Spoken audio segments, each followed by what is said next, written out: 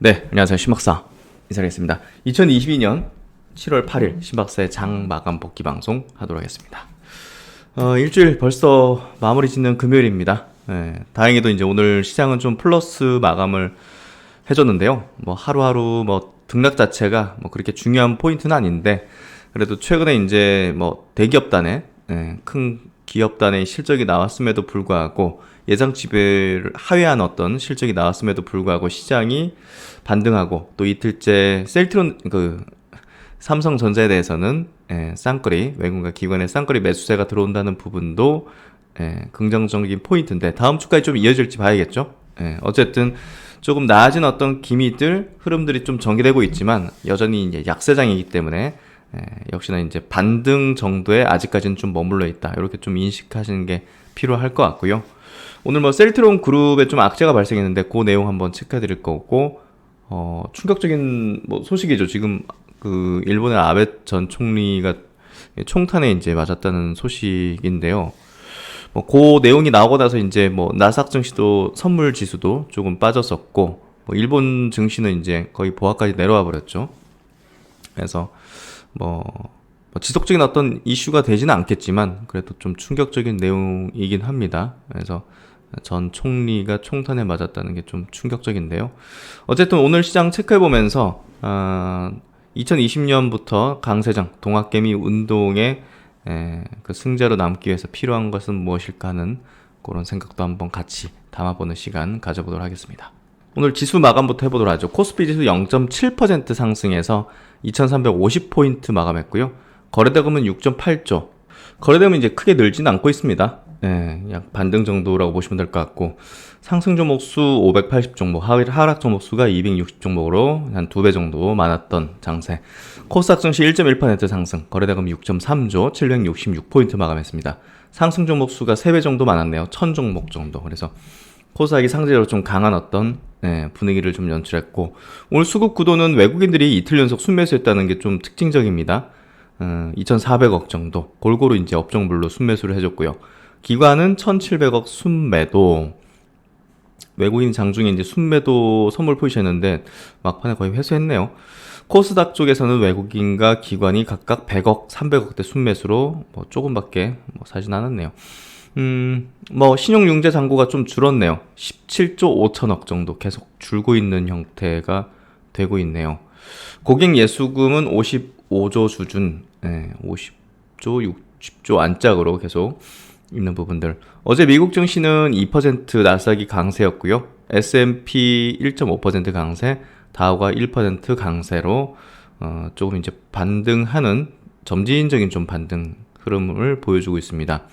오늘 일본 증시도 강한 어떤 흐름을 보였었어요. 사실 장중에 뭐 한 1.4%까지 상승세를 보였는데, 그 오전장 마치고 이제 오후장 시작될 때 빵 밑으로 개파락으로 시작하면서 아베 총리의 어떤 그 전 아베 총리의 이제 뭐 피살, 아니 뭐 아직 뭐 결과는 안 나왔지만 어쨌든 그런 총격 사태가 좀 증시에까지 영향을 좀 미쳤다 보시면 될 것 같습니다. 홍콩 항생 지수는 0.17% 상승으로 음봉으로 마감했습니다. 오늘 아시아 증시가 전체적으로 강하게 시작했지만 눌리는 형태가 좀 음봉으로 대체적으로 마감됐고요. 대만 증시 0.89%, 1% 정도 상승, 상해 증시 0.25% 약세 마감. 한국 증시도 이제 뭐 차트로 한번 볼까요? 한국 코스피 지수 차트입니다. 좀 음봉 마감했죠. 그래서 막판에 좀 흘러내리는 형태가 됐고 1.4%까지 상승했다가 플러스 0.7% 마감, 음봉으로 21선을 좀 돌파하지 못하는 아직은 약세 구도 흐름이고요.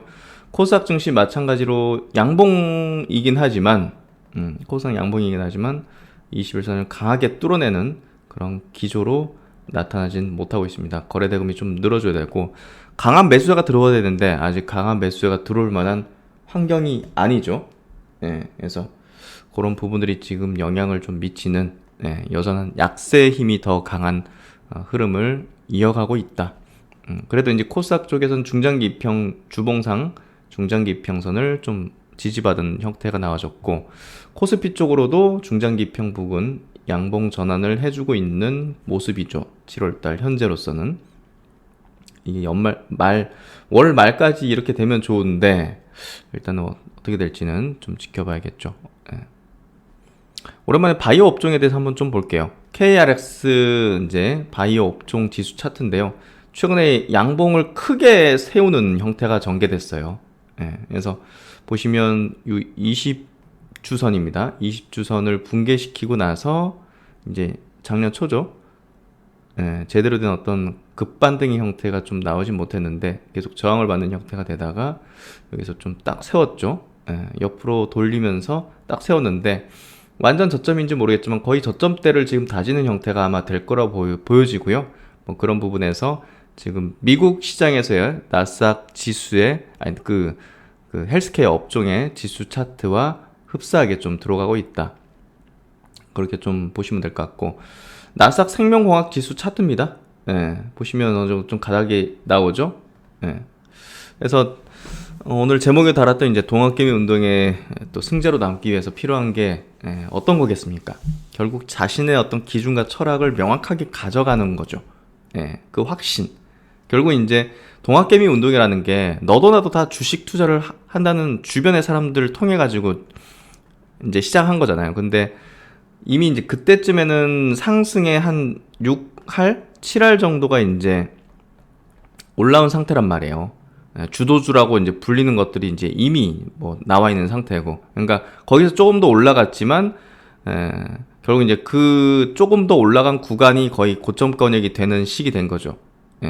그러니까 어디가 고점인지는 지금 얘기할 수 없지만 고점권역은 우리 대중이 대중 투자들이 남들이 한다고 하니까, 남들이 돈 벌었다고 하니까 이제 들어오는 지점, 그리고 야 이제 더 올라갈 것 같은 그런 어떤 두려움, 우려감, 나만 안에서 소외되는 어떤 그런 두려움, 이런 것들이 작용하는 그런 지점.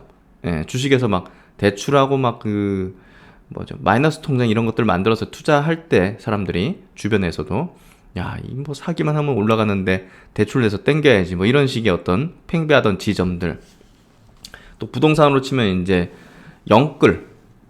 영끌하는 어떤 시점이 있었잖아요. 그때가 이제 대체적으로 이제 부동산도 꼭지점을 만드는 지점들. 그러니까 자산이 다 똑같습니다. 결국은 가상자산도 마찬가지로 야, 이제 뭐 그 스테이블 코인이다 해가지고 막 이자 지급까지 막 연간 뭐 10% 20% 루나는 20% 준다 했잖아요.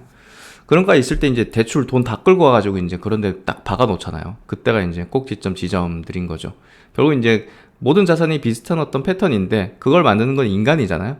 그러니까 결국은 그런 구간이 이제 고점 권역이 됐는데, 그렇다면 이제 그때 산 사람들이, 그때 투자에 이제 집중적으로 이제 들어온 사람들이 결국 지금 같은 구간대에서 계속 뭐 털리고 이제 아유 뭐 다 던지고 이제 주식 안 해야지, 자포자기 상태로 이제 비자발적으로 어플 지우고 주식 내팽개치고 관심 안 가지고 하면 결국 이제 나중에 돌아섰을 때는, 그 종목이 돌아섰을 때는 이제 수익으로 돌릴 수도 있겠지만 결국 남는 건 실력은 없죠. 그냥 이제 눈을 가린 채 그냥 그런 있었던 거죠. 그래서 결국은 이제 승자로 남기 위해서는 지금의 구간을 명확하게 스터디하고 명확하게 분석하면서 과거에 또 어떤 사례가 있었는지를 같이 대비해가지고 거기에서 어떤 원리와 주시장의 어떤 본질적인 부분들을 찾아내가지고 기록하고 향후에 이제 이런 것들을 바탕으로 또 다른 어떤 사이클이 도래했을 때 그때는 이제 올바른 판단과 결정과 액션을 취하고 또 기회로서는 강하게 우리가 기회를 누릴 수 있는 기회의 구간에서 정말 대출까지 내서 투자를 하는 거죠. 그러니까 그런 구간들을 포착하기 위해서 지금을 남들보다 더 열심히 학습하고 공부하고 그러는 게 이제 승자로 남는 방법일 거라고 봅니다. 더 이제 바이오 업종 같은 경우도 마찬가지입니다. 바이오 업종 같은 경우도 주간 차트로 나스닥의 생명공학 차트를 보더라도 이런 지점에서 이제 바닥권을 형성하기 시작하는 게 좀 뚜렷하게 보이는 거죠. 아멕스 생명공학 지수도 마찬가지로 지금 같은 지점이 바닥권을 형성하는 어떤 지점. 그러니까 이제 우상향의 패턴을 보인단 말이에요. 중장기적인 패턴상. 근데 이격조정을 크게 보이는 거란 말이에요. 또 바이오 업종은. 그래서 그런 이격 조정, 가격 조정, 기간 조정의 어떤 구간대에 봉착해 있는 상황이다 하고 인식하는 게 제가 볼 때는 현명한 판단일 거라고 보고요. 또 이제 코스닥의 뭐 제약업종 지수 같은 거 이런 것들 보면 이 주봉 차트입니다. 중장기 이평선에서 이제 지지력을 좀 보이지 않습니까? 그러니까 지금 구간도 이제 그런 구간이고 결국은 이런 구간에서 팔고 이런 구간에서 이제 사는 그런 전략들인데 지금은 당연히 사는 구간이죠. 바이오 업종에 대해서는. 딱 그 큰 그림을 딱 그려놓고 시작하면 돼요. 그러니까 여기서는 막 바이오 종목들이 왔다 갔다 많이 하잖아요. 여기서 얼마나 이제 뭐 이러다가 이렇게. 하지만 이제 이 기간을 확신을 가지면서 그 이제 상승할 수 있는 그런 종목들 중심으로만 이제 잘 갖고 있거나 저가 매수하거나 하면 이제 되는 거죠. 그래서 주식 시장에서는 어떻게 보면 우리가 뭐 지식의 깊이라든지 이런 부분도 이제 기본으로 깔려야겠지만 판단력의 문제죠. 판단력과 이제 심법의 문제, 멘탈의 문제, 이 두 가지가 가장 중요한 포인트라고 생각이 되고요. 그래서 그런 부분에서 주식은 어떻게 보면 좀 때를 사는 게임이라고 표현할 수도 있어요. 무슨 의미인지 좀 이해되시죠? 어떻게 보면 때를 사는 좋은 정보는 어느 정도 압축되거든요. 어느 정도 좀 인식할 수 있고 웬만한 사람이면. 근데 이제 그 때에 대해서 어긋나는 사람들이 많이 발생하고 우리가 이미 이제 무너지고 나서 나중에 이제 실적이 안 좋은 게 또 딱 나오잖아요. 또 이제 아직은 실적 안 좋은데 왜 올라가지? 나중에 이 상태에서 실적 좋은 게 나오고 이유가 나오고 그렇죠. 주식이 원래 그런 약간 렉이 있죠. 그 부분을 잘 인식하는 게 필요하고 결국 판단력의 문제라고 봅니다. 그래서 그런 부분들을 잘 판단해야 된다 생각이 들고요. 그럼 이제 금요일이니까 수급을 지난 일주일 누적으로 한번 좀 볼게요. 이번 주 동안 보면 외국인들은 그래도 누적으로 3,300억을 순매수했어요. 그 중에서 전기전자 섹터를 가장 많이 매수했고요. 당연히 삼성전자를 제일 많이 매수했겠죠. 그만큼 실적이 나왔는데 수급이 좀 들어왔다는 거, 그만큼 우려하던 부분들이 웬만큼 좀 반영되는 거 아니냐, 오히려 이제 그 우려하던 것보다 더 주가가 빠진 거 아니냐, 이런 인식들이 일부 이제 자금들을 좀 끌어올린 것 같고 기관도 이제 같이 들어왔죠. 그리고 이제 그 다음으로 많이 매수한 쪽이 보시면 의약품이에요. 외국인이 거의 800억 정도, 기관이 제일 많이 샀네요. 아니, 서비스업 다음으로 1,300억 정도를 순매수했습니다.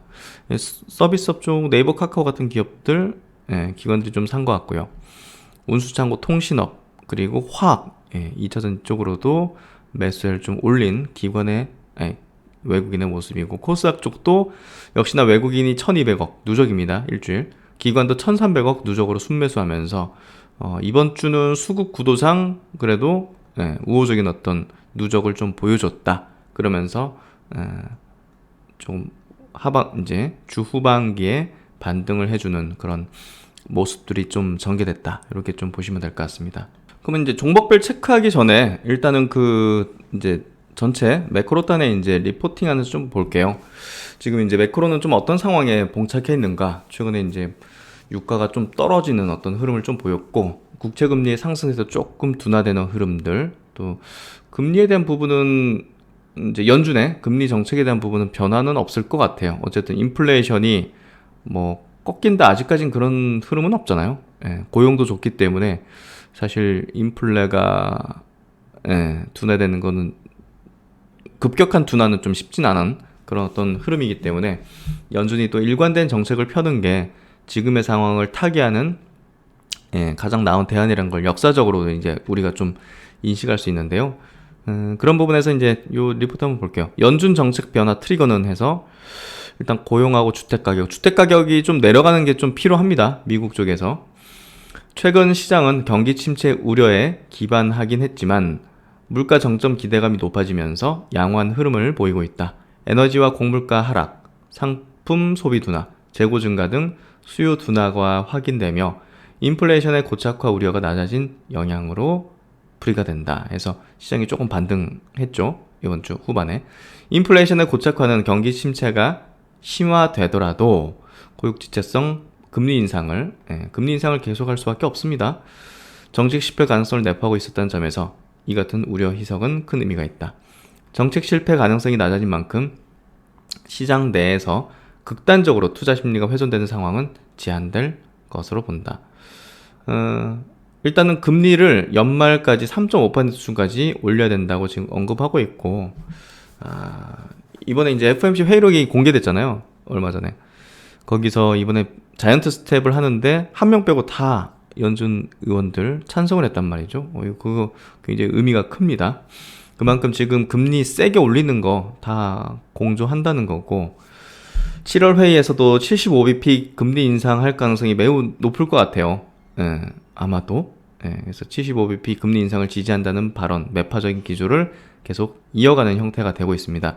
연준이 매파적인 기조를 이어갈 수밖에 없는 이유는 그동안 잦은 가이던스 변화를 통해 낮아진 정책 신뢰도에 기인한다 해서 이번에도 뭐 갑자기 줄인다. 그거는 정책 신뢰도를 좀 낮추기 때문에 그대로 75bp를 밀고 나갈 가능성이 높습니다. 고용이 둔화되거나 주택 가격이 하락하는 등 이제 스티키한 이제 인플레이션 요인이 우선 낮아져야만 단단한 이제 연준의 변화가 시작될 수 있을 것으로 판단한다. 이런 것들이 이제 좀 선행돼야 이 주택 가격이 이제 이게 잘 변동 안 하는 거잖아요. 그러니까 이게 인플레이션이 급격하게 내려가기 좀 어려운 거죠. 그런 부분에서 이게 좀 해줘야 인플레이션에 대한 부분이 좀 우려가 둔화되면서 연준이 정책적인 변화, 센 긴축이 아니라 좀 이제 약한 긴축을 해낼 텐데, 어쨌든 지금은 이제 그런 조짐은 없습니다. 지금 강한 긴축의 기조를 밀고 나가는 분위기, 그리고 확률이 매우 높은 흐름을 계속 이어가고 있는 거죠. 높은 고용에 기반한 미국 가계의 구매력이 유지될 경우 예상보다 물가 상승 국면이 장기화될 수 있다.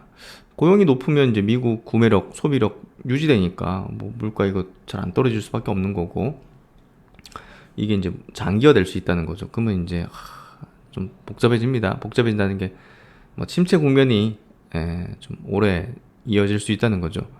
이에 이제 고용 둔화나 집가 하락 등이 확인되기 전까지는 연준 정책 변화에 대한 기대치는 낮출 필요가 있다. 하지만 변화는 이미 시작됐다고 판단한다.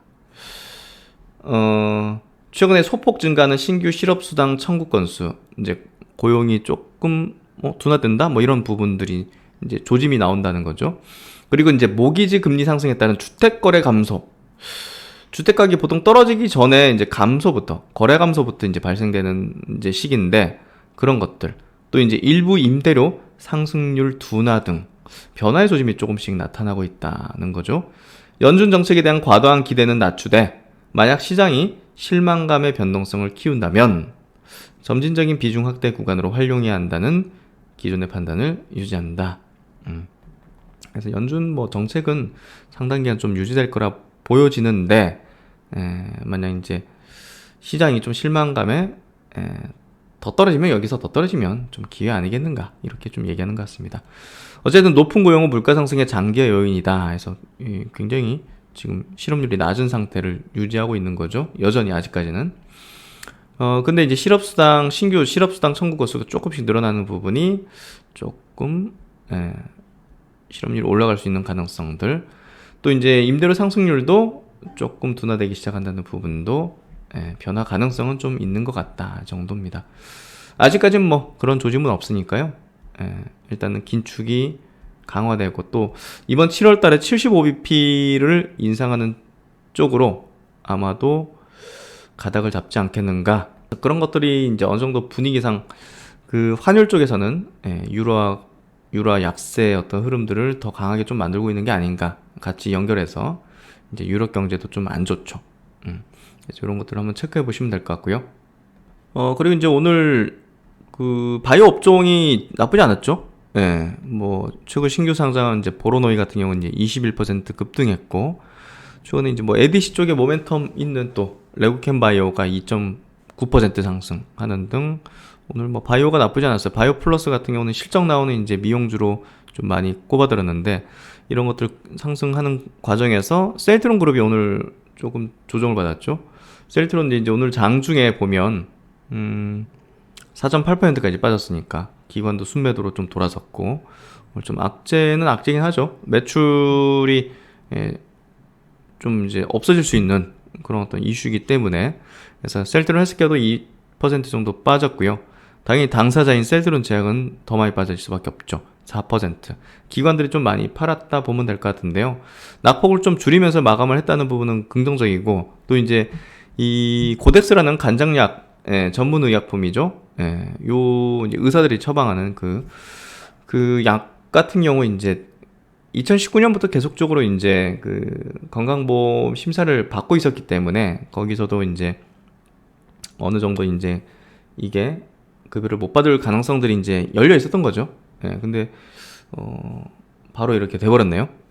그래서 어쨌든 최종적으로 이제 급여 못 받게 된다면 요 약에 대한 매출이 떨어지는 거는 이제 당연할 것 같고요. 뭐 그 부분을 차치하고서라도 사실 본업 자체 시밀러라든지 또 이제 셀트론 제약은 지금 제네릭 쪽으로 많은 개발 제품들을 만들고 있고 확장을 하고 있기 때문에 그 약 하나 가지고서 이제 이 기업에 대한 평가를 할 수는 없는 부분들. 그래서 제가 볼 때는 결론적으로는 좀 단발성의 악재 정도지 이거 뭐 계속 영향 미칠 요소는 아니다.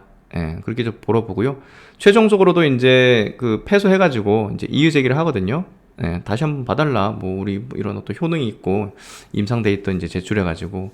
근데 아무래도 안 될 것 같아요. 아무래도 그런 부분에서 그렇다 하더라도 이 부분이 지속적인 악재에 어떤 영향을 미치는 부분은 아니다 하고 보는 게 맞을 것 같습니다.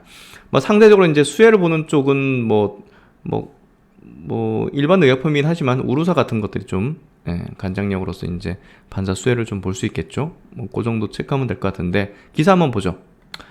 심평원에서 이제 고덱스 캡슐 급여 제외에 이제 셀트론 제약이 이제 이의 신청할 때 요겁니다. 고덱스 캡슐 해서 간절한 치료제로 이제 처방을 받아서 작년 기준으로도 한 700억 가까이 매출이 나왔어요. 이 약 자체 하나로만. 그래서 그만큼 셀트론 제약 입장에서도 이제 전체 매출의 한 20% 정도를 차지하다 보니까 이 부분이 이제 작지 않죠. 근데 이제 계속적으로 몇 년째지만 3, 4년째 이제 이 평가를 하면서 이제 뭐랄까 안 될 수 있는 가능성들이 좀 열려 있었다는 것들은 본다면 언젠가는 이제 이런 일이 벌어질 수 있었다는 걸 좀 이해하는 게 필요할 것 같고요. 어쨌든 이제 뭐 국가적으로 이제 건강보험 뭐 별로 이제 뭐 그렇게 효력이 없는 것들을 이렇게 제외시켜야 되잖아요. 재정상 그런 부분에서 셀트론 제약이 이제 간장약 고덱스 캡슐이 뭐 굳이 이걸 처방해가지고 뭐 효율이 있느냐 그거죠. 효과 있느냐 이거죠. 단도직입적으로 먹어서 효과 있느냐.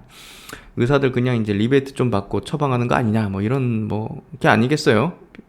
판단해보자면 우리가 1위 품목인 고덱스가 재평가에서 급여 적정성을 인정받지 못해서 급여가 삭제될 경우 나머지 품목들이 반사 이익을 거둘 것이란 전망이다 해서 일단은 결과 통보 후 30일 이내에 이의 신청서를 심평원에 제출할 수 있으며 제출된 내용을 약평위에서 검토해서 최종 결정이 나오게 된다 해서 30일 내로 이제 또 이슈가 또 나올 수 있잖아요. 근데 거기에 쫄지 않는 게 필요하다는 거죠. 제 생각은. 그래서 어쨌든 뭐 선정 이후 지속적으로 임상적 유효성의 근거가 될 자료를 제출해왔다.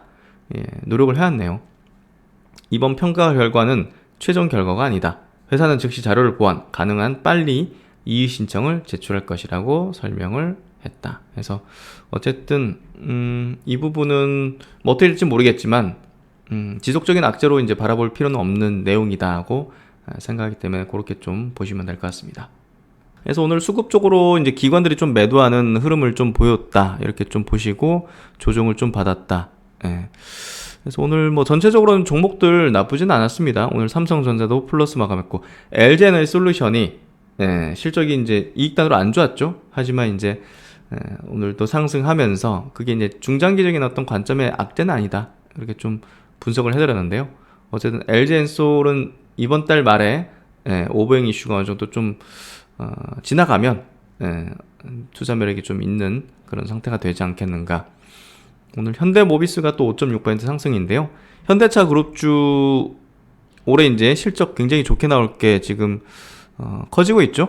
예, 현대차. 그래서 전기차 쪽으로 미국 시장에서 이제 테슬라이언 이제 확고한 2위 위치를 점하고 있다는 것도 굉장히 매력적이고요. 재고 수준도 굉장히 낮은 수준, 글로벌 메이커 대비해서도 훨씬 낮은 수준을 이제 띄고 있다는 것들이 전반적으로 현대차 그룹주에 대해서 우호적으로 좀 바라볼 수 있는 올해 이제 하반기 어떤 흐름이다고 보면 될 것 같습니다.